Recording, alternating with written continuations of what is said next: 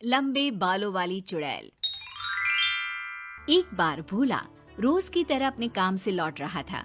काम से आते आते बहुत रात हो जाती है। अचानक मौसम बारिश का हो जाता है। आकाश में काले घने बादल छा जाते हैं। वो जल्दी जल्दी घर पहुंचने के लिए आगे बढ़ता है।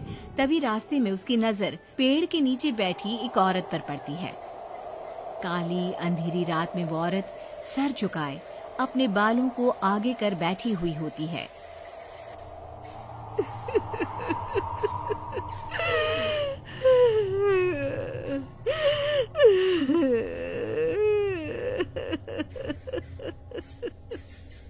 एक बार के लिए भोला घबरा जाता है और डरते डरते कहता है, कौन हो तुम? यहाँ क्या कर रही हो इतनी रात को? मेरे घर वालों ने मुझे निकाल दिया है। मुझे कुछ समझ में नहीं आ रहा, कहाँ जाऊँ मैं? श्वेता अपनी नजरें उठाती है और भोला की तरफ देखती है। उसकी नजरें देखते ही भोला को ऐसे लगता है जैसे मानो उस पर किसी ने जादू कर दिया हो। अच्छा, तुम मेरे साथ चल सकती हो अगर कोई तकलीफ ना हो तो। भोला श्वेता को लेकर अपने घर आ जाता है, जहाँ उसकी माँ उसका इंतजार कर रही होती है। श्वेता जैसे ही घर के दरवाजे पर कदम रखती है, घर की सारी लाइट ऑन ऑफ होने लगती है। जोर जोर से बिजली कड़कने लगती है। इतनी रात हो गई, कहाँ रह गए थे बेटा? और तुम्हारे साथ ये लड़की कौन है? इस बेचारे को उसके घर वालों ने निकाल दिया है। इस तूफानी मौसम में मैं इसे कहाँ छोड़ता, इसलिए अपने साथ ले आया। अच्छा किया बेटा।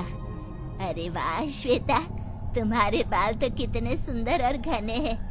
इतनी प्यारी बच्ची को कौन परेशान करता है भला? चलो कोई बात नहीं, कमरे में जाकर आराम कर लो बेटा। कमरे में आते ही श्वेता अपने असली रूप में आ जाती है। उसके बाल इतने लंबे हो जाते हैं कि पूरे कमरे में बिखर जाते हैं।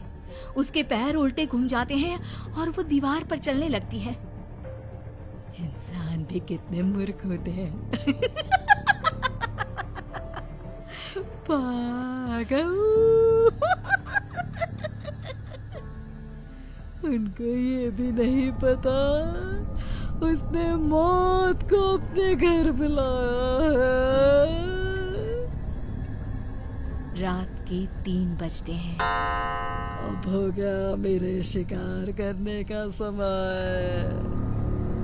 उल्टे पैरों से वो खिड़की के बाहर कूद जाती है और गांव में इधर उधर घूमने लगती है। उसकी नजर एक घर पर पड़ती है। क्यों ना शिकार इसी घर से शुरू किया जाए?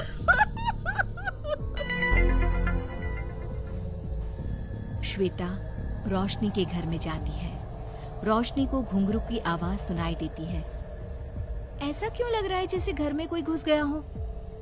उसे ऐसा लगता है कि जैसे कोई कमरे के कोने में खड़ा है। वो हड़बड़ा जाती है। वो पूरी कोशिश करती है अपने पति को जगाने की, पर ऐसा महसूस होता है जैसे उसे किसी ने जकड़ लिया हो। ये क्या हो रहा है? मेरे घर में कहीं कोई बुरा साया तो प्रवेश नहीं कर गया? हे भगवान, अब मैं क्या करूं?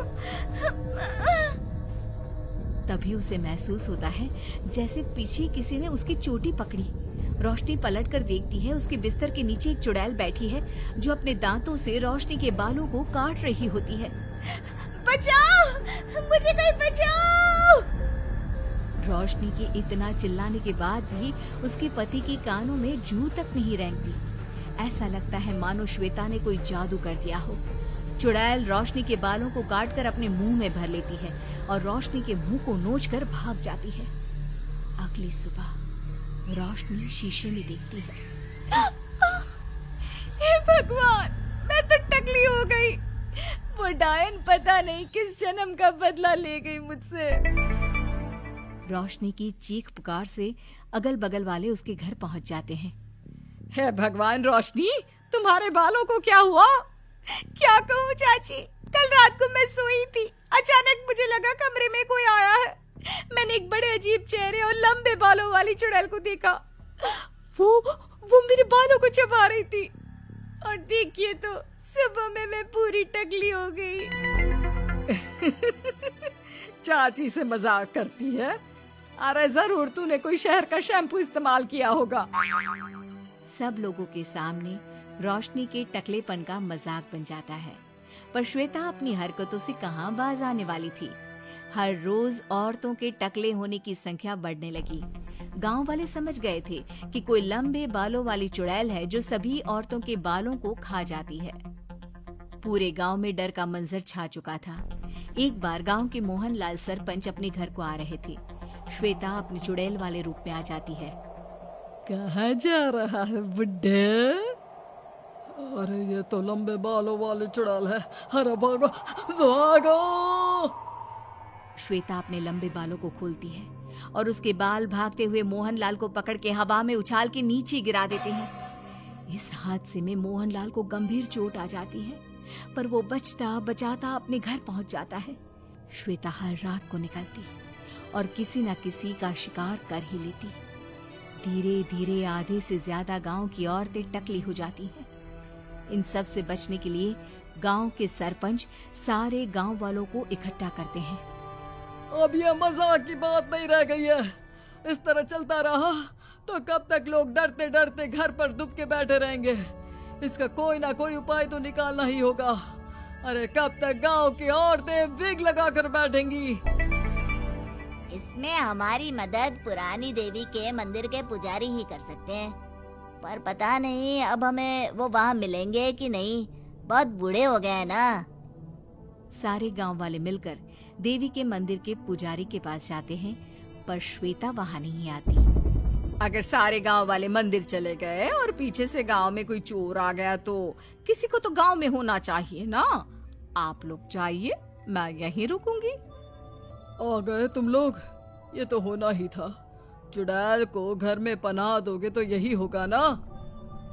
क्या मतलब पंडित जी?